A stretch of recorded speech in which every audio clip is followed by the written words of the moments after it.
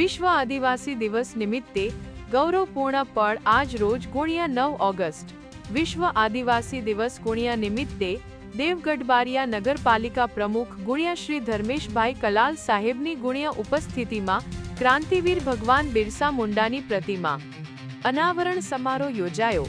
આદિવાસી સમાજના ભાઈ બહેનો સાથે હર્ષોલ્લાસ અને ગૌરવભેર ઉજવણી કરી।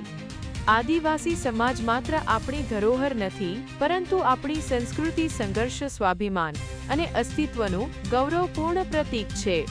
આ સમાજની પરંપરા, સંસ્કૃતિ અને અધિકારોના સન્માન તથા સર્વાંગી વિકાસ માટે સતત પ્રયત્નશીલ રહેવું એ આપણી સૌની જવાબદારી છે।